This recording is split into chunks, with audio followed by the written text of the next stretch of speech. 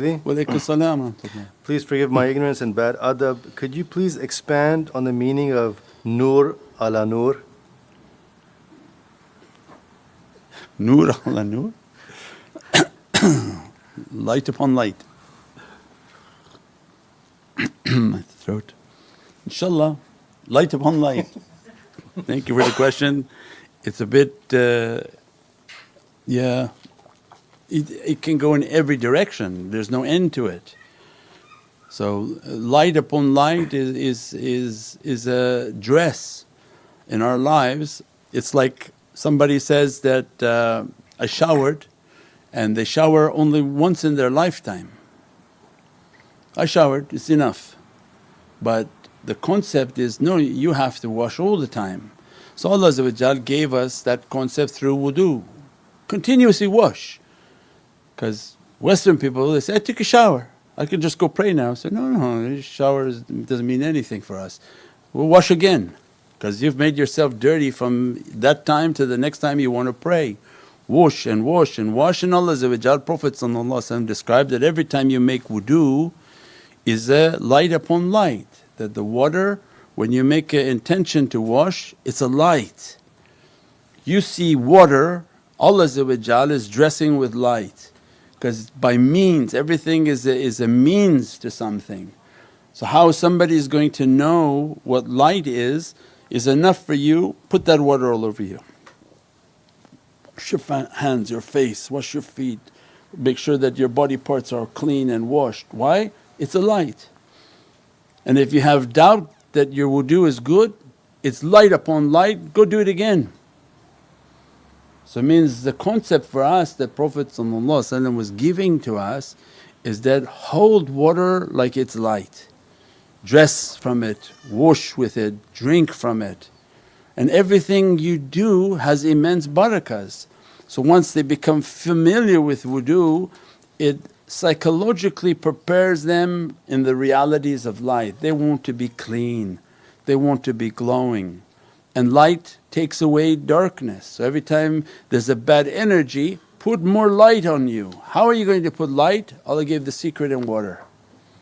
Then later awliya will come and explain, my water is a tremendous power, because Allah said, my throne is upon water. So there must be an immense power in H2O, right? What about H2OO? Must be a power, immense power. But that's a different subject.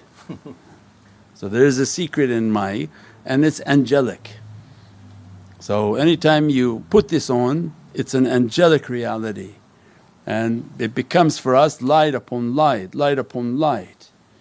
First thing you do when you wake up is you drink water, and it sort of replenishes all the organs.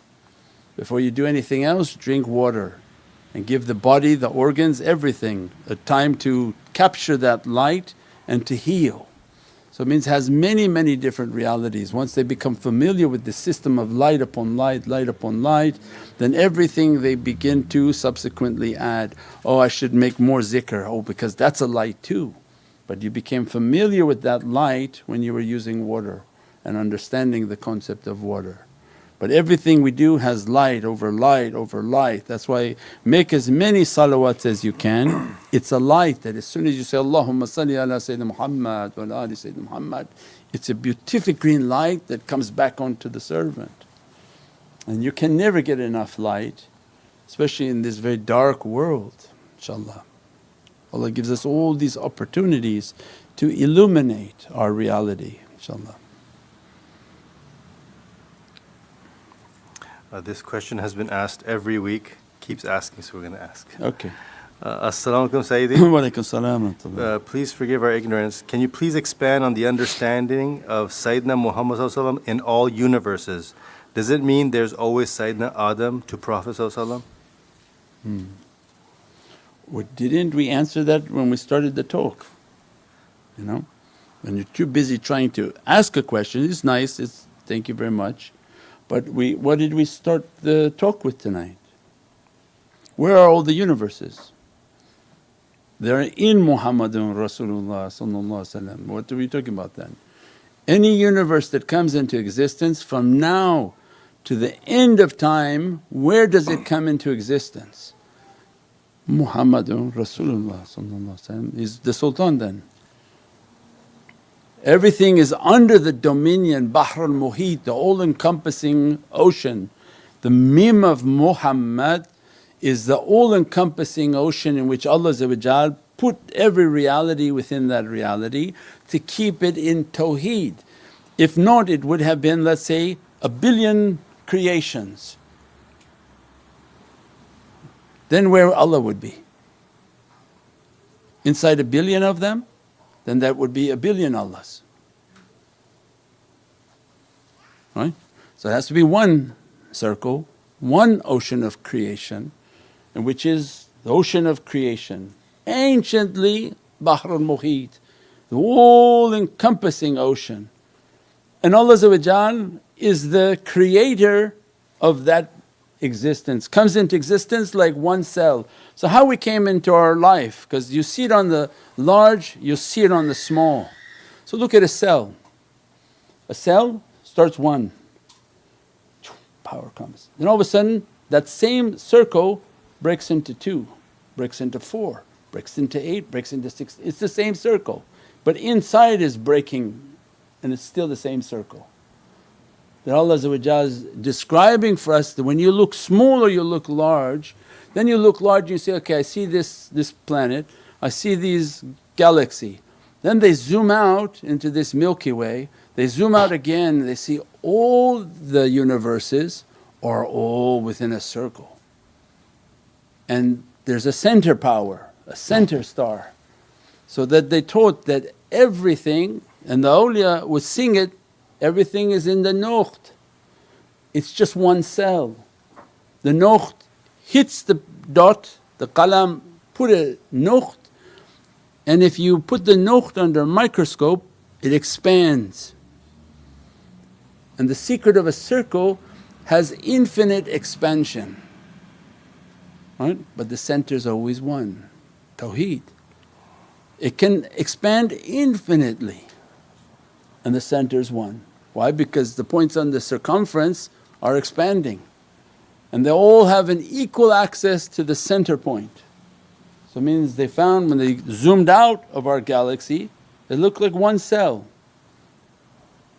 When we look at it, it looks crowded, but as soon as you zoomed it out, all of a sudden all of it came down to looking like one cell. And then when they looked at one cell, was the same image. So wherever we go, the secret is in the circle and it infinitely expands. So no matter how many atoms, how many universes, how many galaxies, it's still that one dot, one nuqt. And all of this creation is in one nuqt known to you as ba. Where's the nuqt? It's in the ba.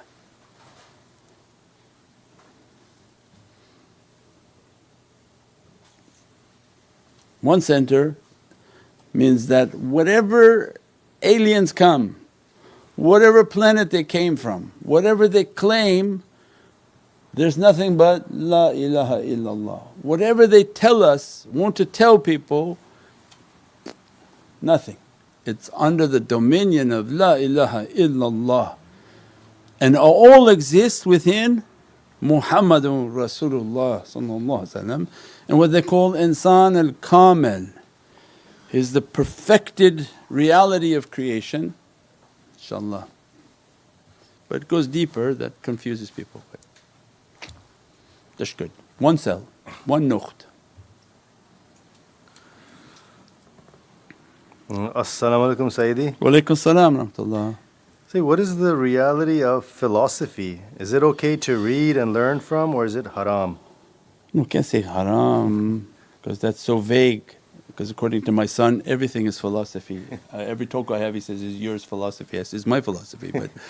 But philosophers are always giving a hypothesis, and this is where the danger is when people don't have a a strong spiritual belief in which we describe that there are also truths.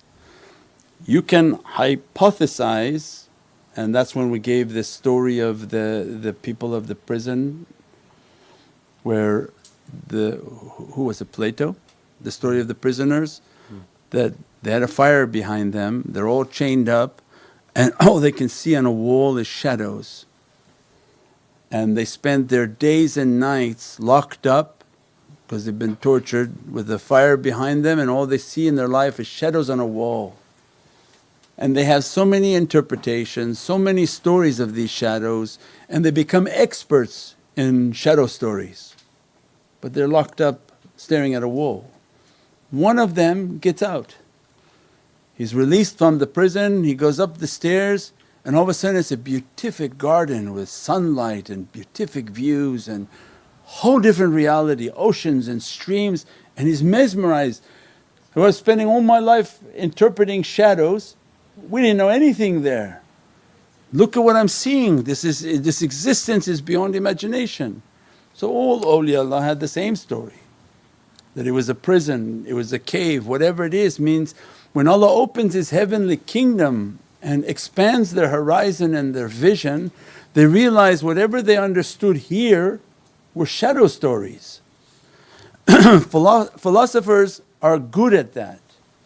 They tell a lot of shadow stories, and they don't believe anyone has gotten out. Right? They don't have the element of belief. So in Islam, the belief in awliya is that Allah can make many of them get out of this prison, what they call their matrix, right? By seclusions, mawt qabla al-mawt. And Prophet trained his holy companions and they achieved that. If they reach a state of death, Allah opens for them, I see and I hear your footsteps in paradise, and all of these signs that Prophet was giving to us of the holy companions, that they woke in paradise. So they saw these lights, they saw these realities. They're no longer talking about shadows, they're talking about haqqaiqs.